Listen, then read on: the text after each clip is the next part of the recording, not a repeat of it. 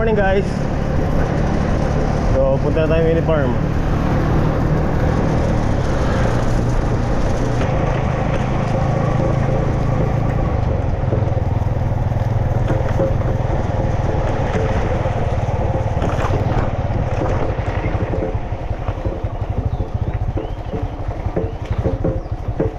Yeah.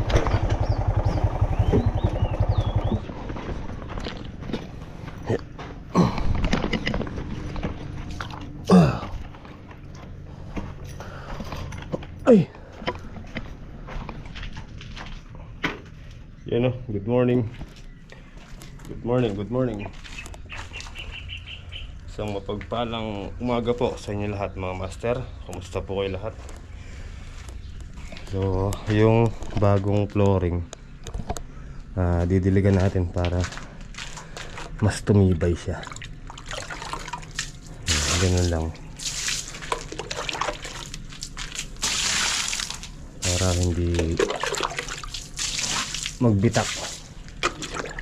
Yan yung purpose ng pagdidilig ng bagong flooring na ganyan.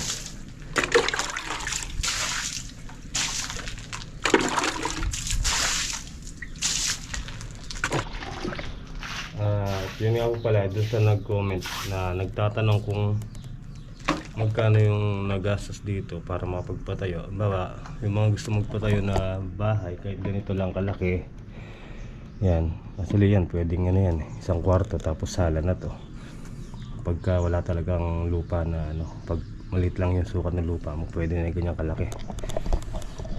So bali yan nangyari kasi dun kay tatawag dun, sige ate na lang. Budget nito is 30 lang, 30k. So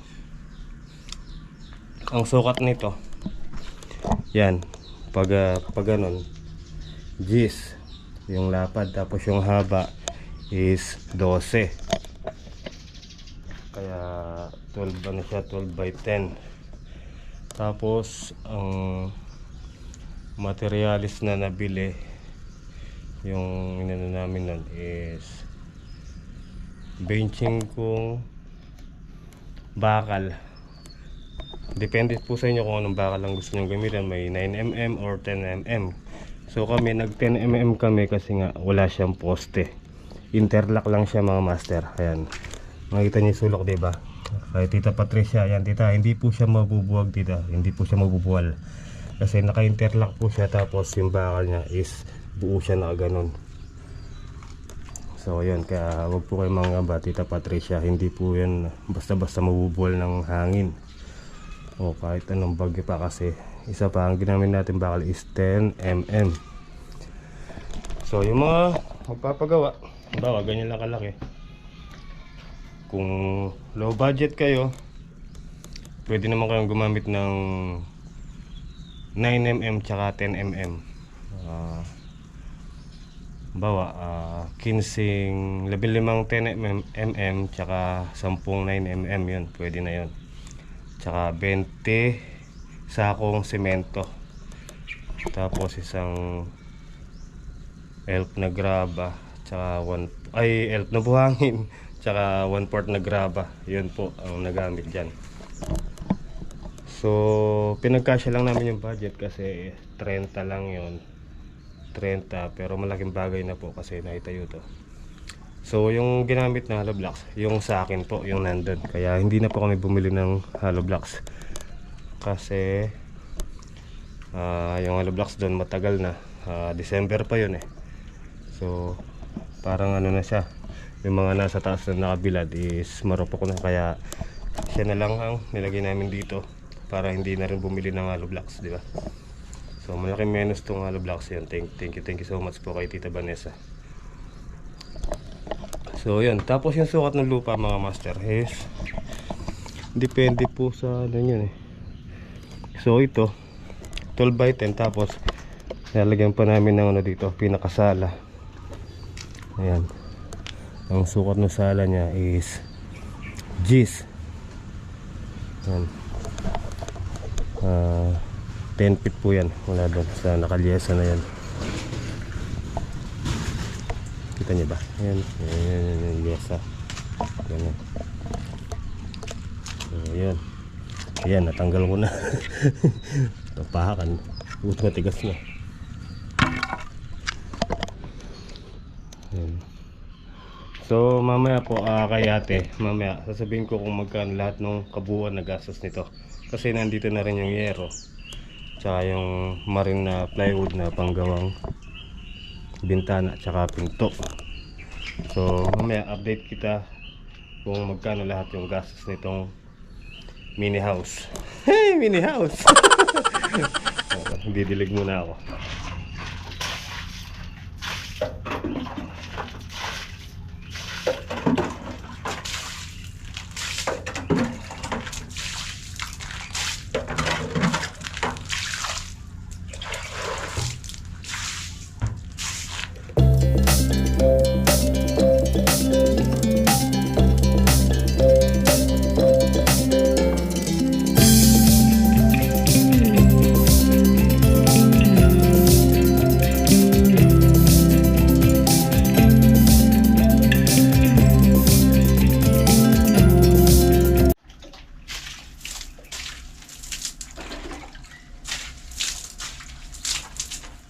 Okay, tapos na.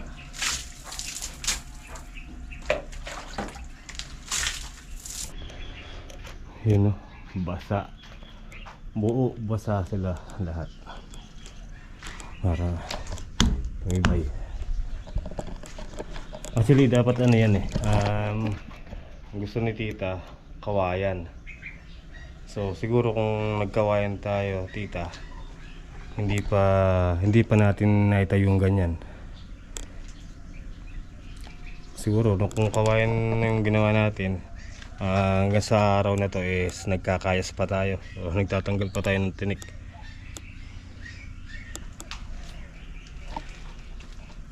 So mas mainam na po to, tita, kasi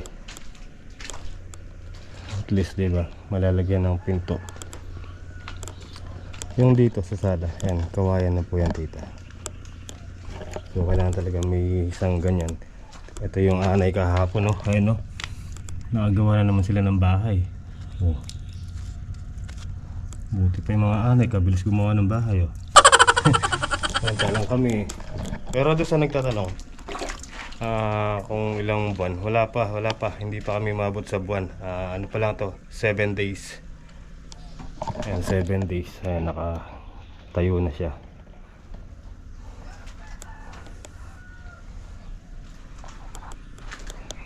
So wala pa sila, Tito Mon. Hintay-hintay natin. Tumbayan na natin, mga master.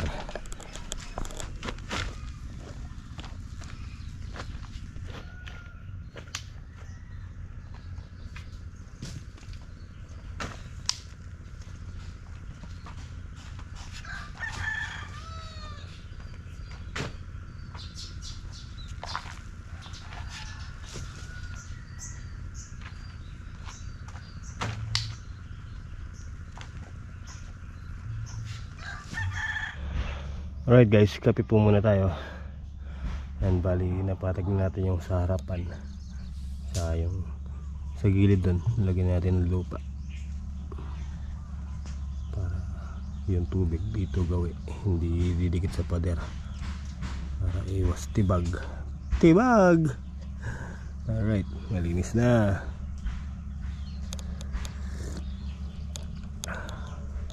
Malaki rin, no? Diba, tita? Oh. Alright guys, may narinig tayong bako. Lumalangoy sa ilog. Bako. Ayun, oh. Lumalangoy sa isang kamay, oh. Oh, forma.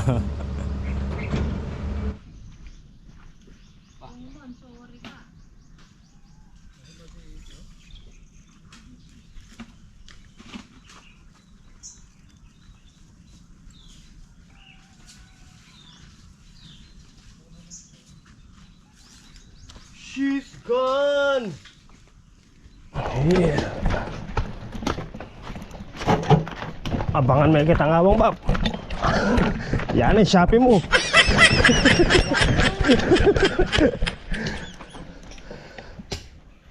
Ano lagay palma?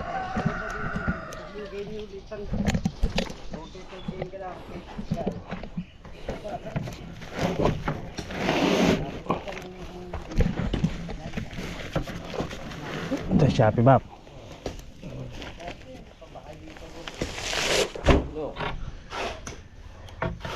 Safety natin si Tito Dab-Dab.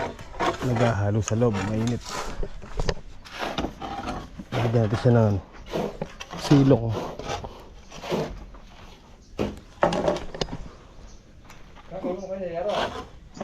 Bab, itang kay Bab, plywood.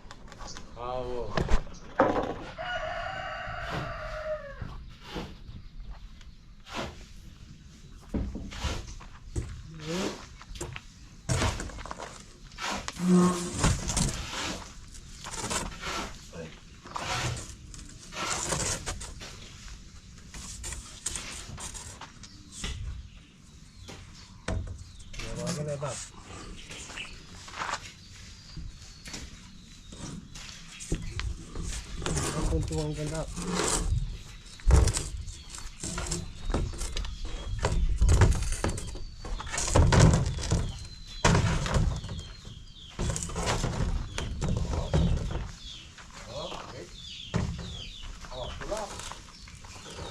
Tulak ba?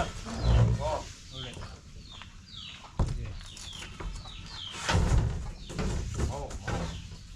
Tulak ba dyan?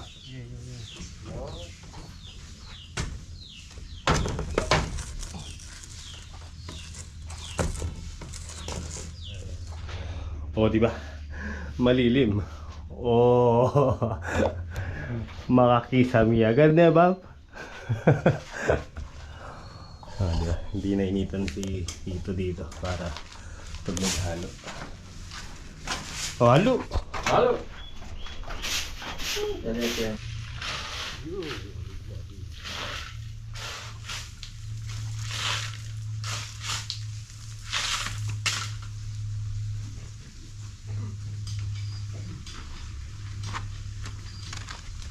Kape. Ano nga naman yan, Pako? Magsayo mo na eh.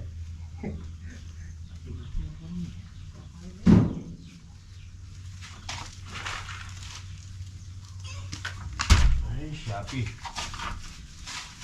Ay.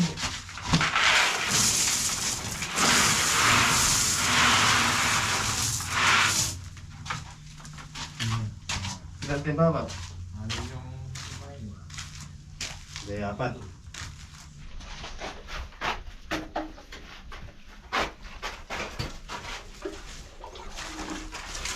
Halo, halo.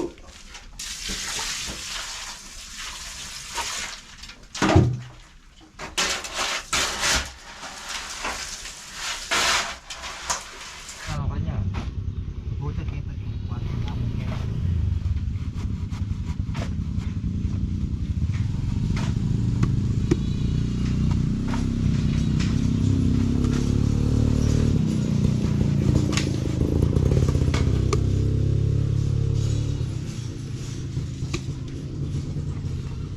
Baby, you're my angel.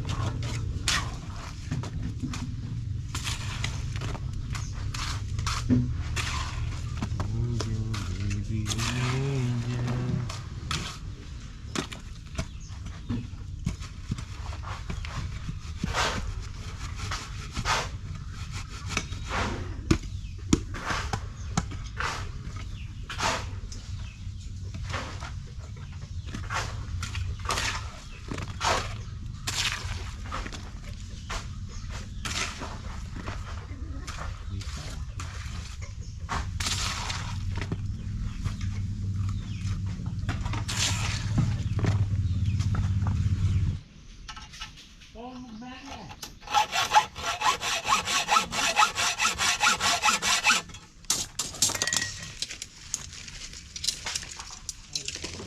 All right.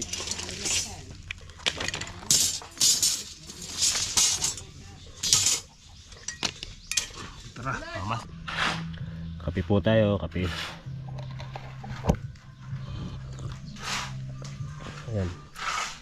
Inaharablax na rin po natin dito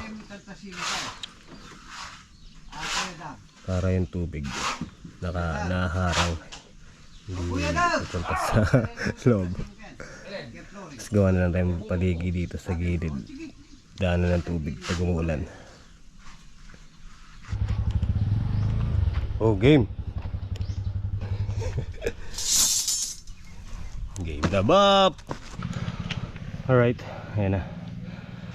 So wala nang halo, gagayak muna tayong halo. Init.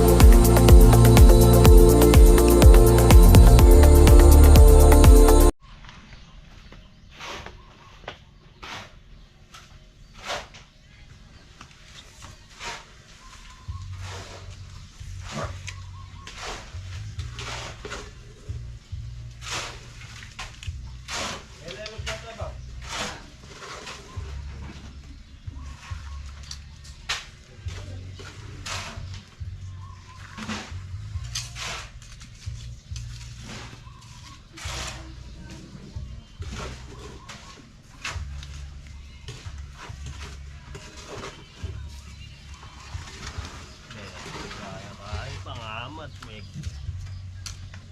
Ayan, bawang mo. Kaya manyaman. Melenda. Iglelo.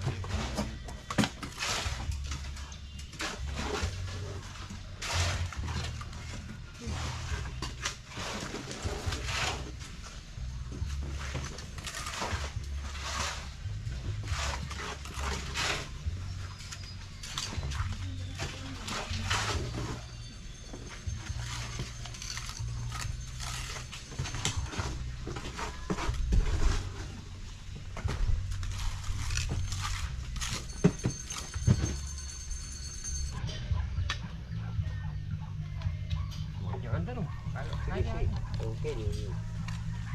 Yan, sa pangatira mo ito. Okay.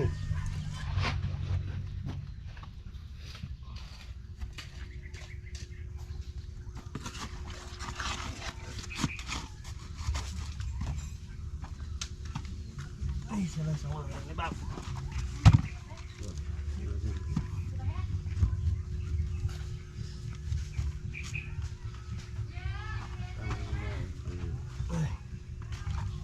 Ay. Lagi. Map. Ang bigat. Kapulak mo. Chiki. Oh, chiki. Oh, chiki.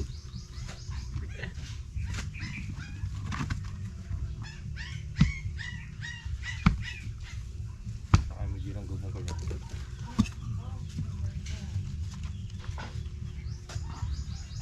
Ay.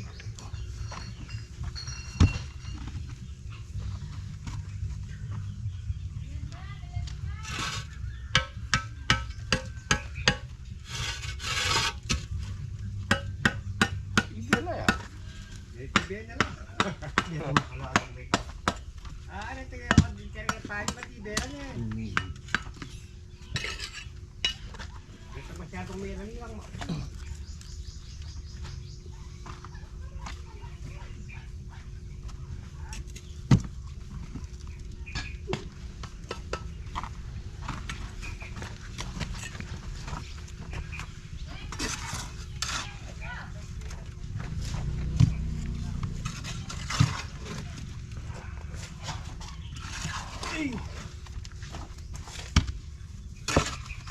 Meron ko na buhatan dito. Hindi ko na akong hag.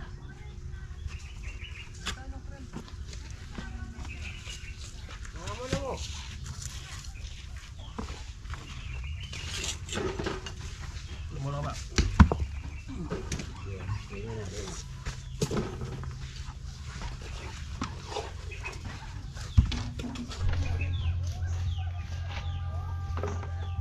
Sige, tara.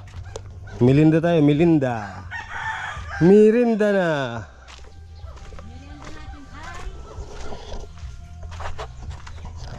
Tari ko mirinda. Ano yan? Jollibee. Jabili. Hindi, nakatabi lang si Jollibee. Ay, Nakangiti ba? Jabili. Ba, paborito mo, saging. Mismo ka no eh. Cook.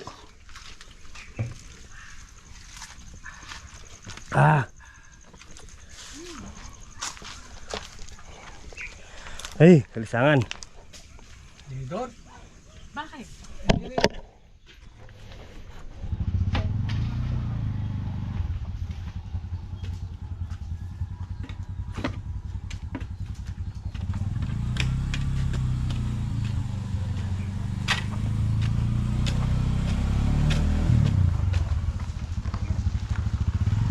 Mini house, mini park.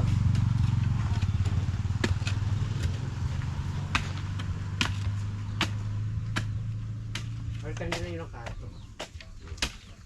Tama ito yung kuwan, lululat nila yun, ang boy niya. Bala ko yung mabit.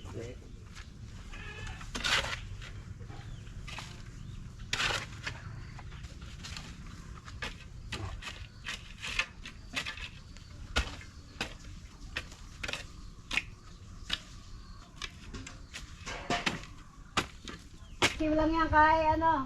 Alright guys. So, wala na semento. Bukas naman daw, uwi na sila Tito Mon. Para makapagpahinga sila ng maaga. Makakabiyot ako. Oh. Itong pa. So, labak na ka pa, paano ko sagyan yan? Ayan mo, katam. Okay na. Awin yan. Yan yung baba. May itang katam, may ita. Bye-bye. Ginagawa mo. Pwede yung gamit na yan. O, yapi na yan. Sige yan.